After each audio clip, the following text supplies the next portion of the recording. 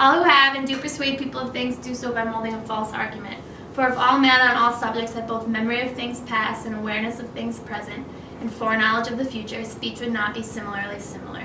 Since as things are now, it is not easy for them to recall the past, nor to consider the present, nor to predict the future. So that on most subjects, most men take opinion as counselor to their soul. But since opinion is slippery and insecure, it casts those employing it into slippery and insecure arguments. What are you rambling about now, Gorgias? I'm not rambling. You mentioned the memory of things past and knowledge of the future. Where does this knowledge originate? It's okay. Just start again. A naive question indeed. People often forget the fact that knowledge was man-made and that the world existed before we inhabited it, and tried to make sense of our surroundings using rules that we made up. We also forget that the world will continue to exist even after we leave and will remain mostly unchanged. I believe my friend Nietzsche believes that. So should we view opinions as a danger to mankind? I don't believe opinion is as much a danger as it is just a slippery concept, but so is everything.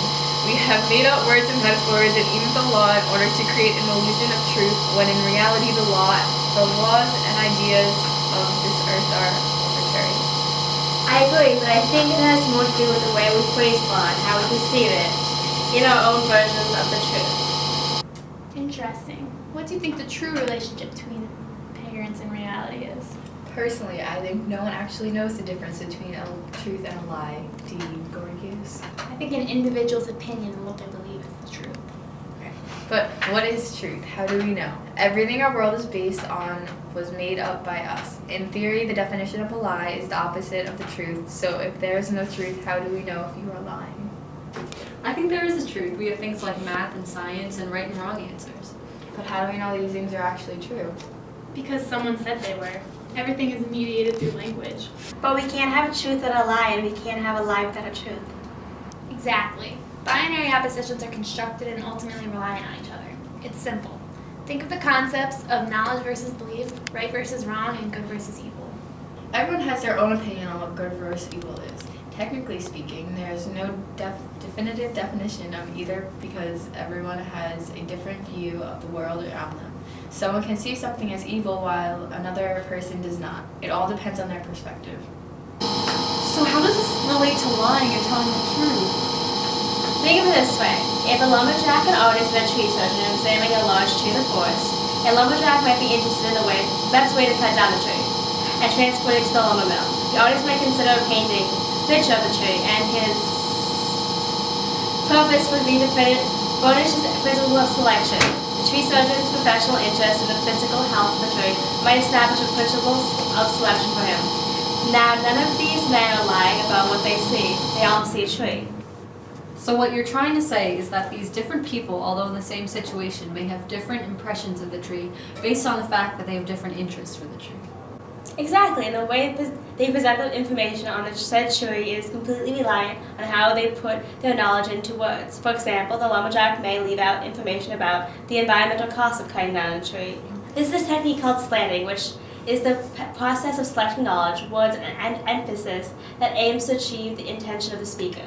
So in the same way that slanting has the ability to persuade and convince, oratory embraces and controls almost exactly the same sphere of human activity. Oratory, like slanting, is a technique that is used in speech to persuade people into believing what the speaker is saying.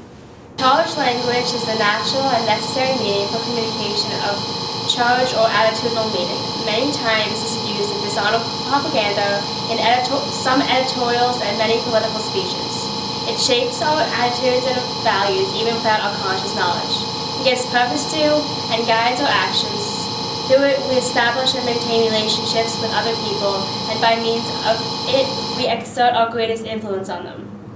I'm a bit confused what you're talking about, Bert. Mind explaining a bit more? Think of it this way. What if you were to read about a young girl in a newspaper article, and in the article it said something along the lines of, the innocent teenager was misled into buying a fake ID. Feeling pressured by her friends, the girl being quiet and shy just said that she wanted to fit in. What would you think of the girl? I would feel bad for her. Think of her as kind of a victim.